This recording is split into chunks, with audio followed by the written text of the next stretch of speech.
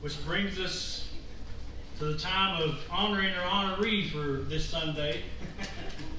And to do that, we're going to bring up our brother Robert.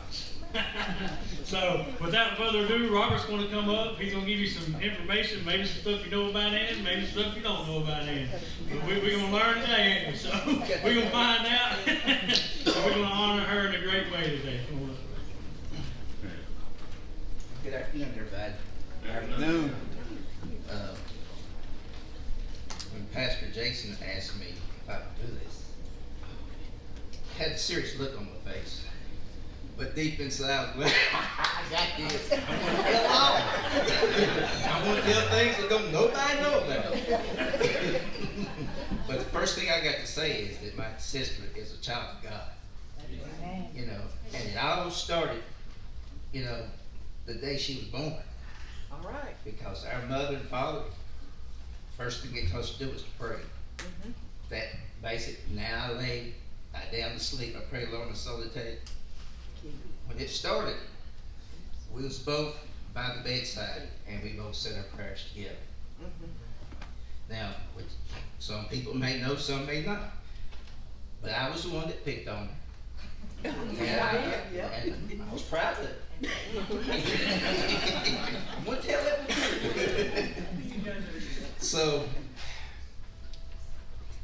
you know, and the first place we started in church was right here. You know, this was our first classroom. Miss Maddie Bradley. Miss Molly Pope was downstairs. Mr. Jess Haywood, Mr. Folks was in the back, and Mr. Blevins was here. He taught the adult class. But we've always been in church. Amen. So, I guess I'm going to start with what I'm going to call the tricycle years. That's when she had a green or bluish looking tricycle. I had a red one. We wasn't allowed at first to go out off the porch. And then later on, you know, we could go out and get on the sidewalk. Well, when she'd be on that tricycle, I'd come from behind, just like that, you know. And she give me this look that I didn't understand at the time, but I know it now. So, and I know those of you know that we didn't have timeouts back then. You know, we didn't go stand in the corner, but we had switches. You know, we had the belt. And so, I hate to say this, but I really try to get in trouble. It's just part of Robert, I guess. Yeah. Oh, yeah. Tell the truth. So, when I told my wife, I said, you know what, I get to say something about my sister, and the first thing she said was, be nice. Just, That's right. then Donna the kid comes in, first thing Donna says, be nice. So, but the thing is, I didn't tell my sister I loved her that much when I should have, but I do. So, anyway, one of the things that I learned was that she was getting treated just a little bit better than I was when it comes to whippings. Oh. So she'd have on one of these fluffy dresses, you know, and Mom, she'd have her by the arm, have it 90 degrees. And when she'd bring it back, my sister would turn away. And Mom would straighten her back up and was hitting that dress. And I thought, that dress she ain't feeling nothing. You know, I wasn't feeling nothing. Because she knew to rotate. Well, I thought, if I get in trouble, that's what I'm going to do. You know?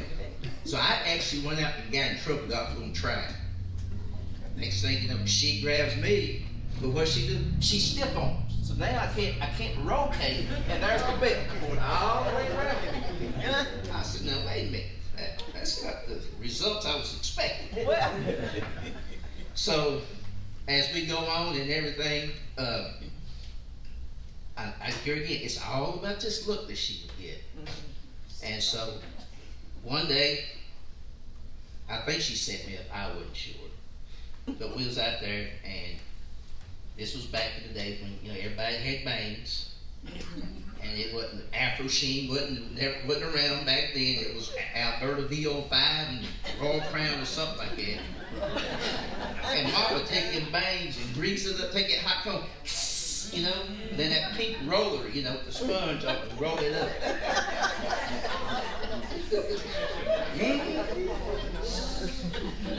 Yeah. So being Robert, I said, I'm gonna cut them bangs. Man, she had them bangs. I took a scissor and cut them bangs. She had to look. Didn't run, and just walked in the house. Mom, look what Robert did. Next thing you know, got that switch out again. Wore me out. And I was determined that I was going to get a whipping out of her somewhere along the line. So, but anyway, but every time I tried to get in trouble, she just wouldn't get the whipping that I thought she deserved.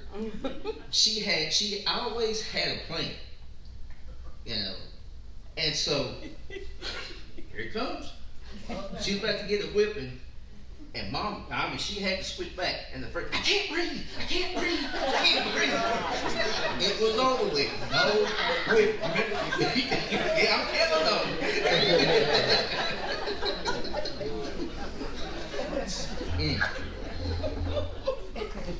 Anyway, it was one afternoon, and she had a bump on her arm or something like that. She's like, damn it. Boom, I popped that bump, gave her that look, didn't run, went right back in the house. Another whip. Didn't do nothing with that dress and skirt and stuff. And I said, Mom, you're not whipping her right. Well, Anne's a girl. You know, and when I got mine, she was cutting my legs and everything. Oh, you don't whip a girl's legs. You don't do that. I said, oh my goodness. So, anyway, I can't remember what I did, but I really got her in trouble. And Mom brought that switch out, and I mean, she was tearing her tail up. And I'm thinking, oh my gosh, she's really hurting her. You know, and I said, Mom, please don't do this. Just whip me. She said, shut up and sit down. You're next.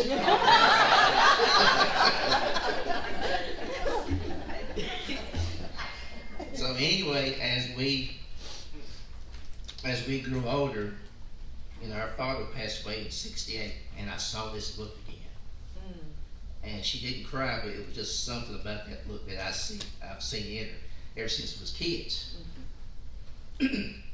So after that, I can't remember if it was I'm pretty sure it was in high school, but one evening, I don't remember why I was home, because I ran track, was playing basketball and stuff, but I was home. And I was walking towards the bathroom. And for whatever reason, I caught her at the corner of my eye, and she ran out the door. And I took off after her, and she had one of those hard rocks, jawbreakers. And when I ran out, I just started hitting her. Boom, boom. And she coughed it up. And so when I get upset with her, I thought, I saved your life. And what she don't realize was after it was all over with, I went to the bathroom and cried. I thought, but it was my sister. Love you, Ann. So later on, teenagers, and I will never forget one morning, she was in front of the mirror, just patting that hair and stuff, you know. Oh, why the eye looked so pretty? And I thought, something's wrong with her. Well, not too long after that, Terry Jackson showed up. Had the high school annual, then I got Terry and Ann's place, and all that, you know. So anyway, off to college we went. She was going to Carson Newman. Now, y'all want you to use your imagination now. So it was on, I'm not sure if it was a Friday evening or a Saturday evening, and it was daylight outside, but none of the lights was on in the house, except the kitchen where Mom was at. Here come Terry. Like this, had his hands in his pocket when the kitchen off the wall. And Mom turned around and Terry said, I want to marry your daughter. Mom said, no. a shock too, but man, I had the ear right there. I was going to take it all in, you know. And so, but anyway, I can't remember if it's the next day, next week, or whatever. But a lot of negotiation was going on with that one. And the thing that I remember is Mom says, if you promise that you will let her get her education, you have my blessings. Next thing you know, they're married. So, but I will say this, Terry kept his promise, and Ann continued her education. During that time, she had 2 sons, Jamie Thomas and Sandy Eric. Now I can say a lot about them too. They was mischievous as well. Especially Sandy, he's sitting there smiling right now because he knows all the things he's done. So, but anyway, everything that took place in her life, it was already in God's plans. Yeah, right.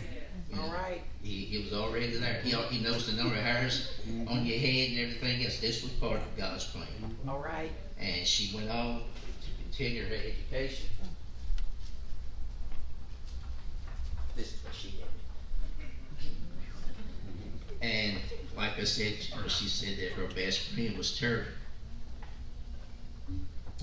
So like I said, she's a proud mother of 2 sons, Sandy and Jamie. She's a proud grandmother of 2 grandsons, Alan Cruz Jackson of Rogersville Elementary, and Landon Javis Jackson of the United States Marine Corps. Yes. Her education, Carson Newman College, 1980, Bachelor of Science degree in elementary education. East Tennessee State University, 1990, Master's degree in special education. Lincoln Memorial University, 1999, Educational Specialist degree, Administration and Supervision.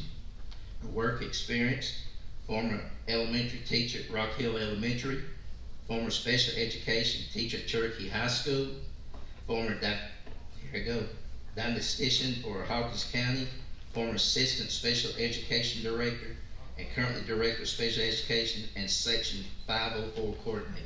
Ooh, yeah. She has presented the following presentation to teachers, administrators, and workshops and conferences. Getting to know special education, what every paraprofessional should know about special education, leadership diversity training for future leaders and administrators, administrator leadership training, IDEA training for special education and administrators, special education teacher training, instructionally appropriate IEP workshops, paraprofessional workshops, iPad community training workshops, budget workshops, help with the organization of TASA, TAASE Legal Conference, and Northeast Special Education Conference, acquired discretionary grants for Hawkins County School Board of Education, state special ed panel for new administrators and seasoned administration, team evaluator, or teachers administration.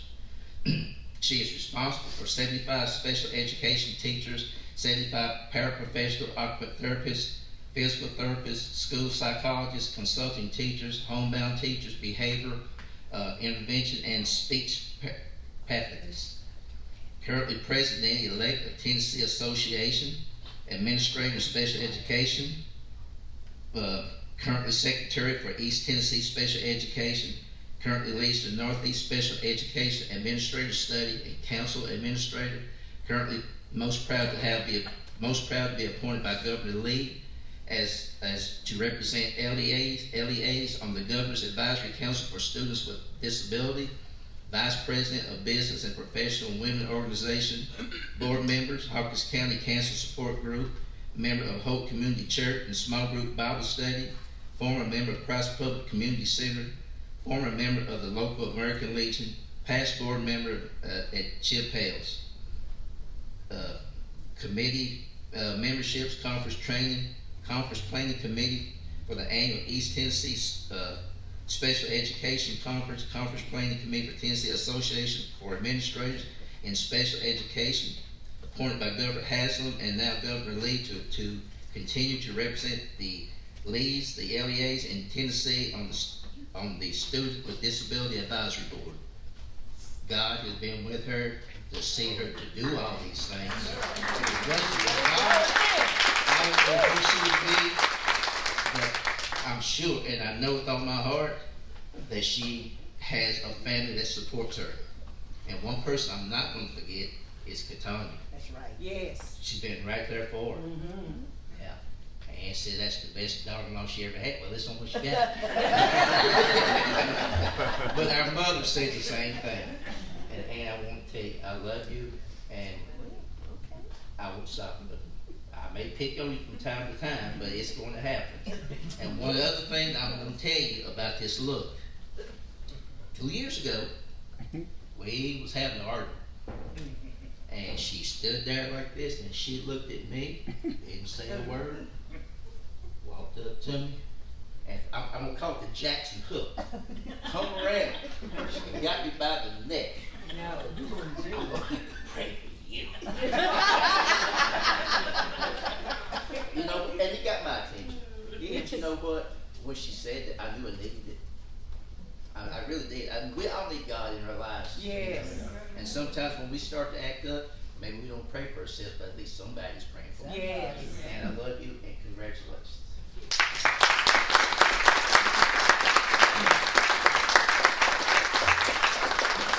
This time we'd like to welcome Ann up to the stage.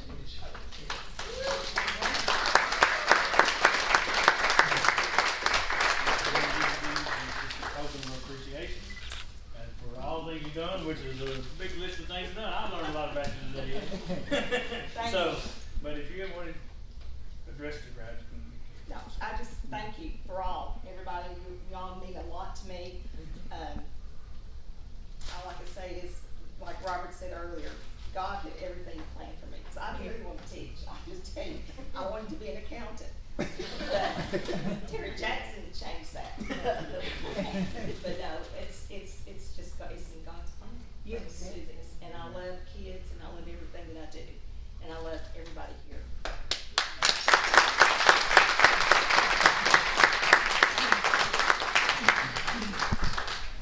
Amen.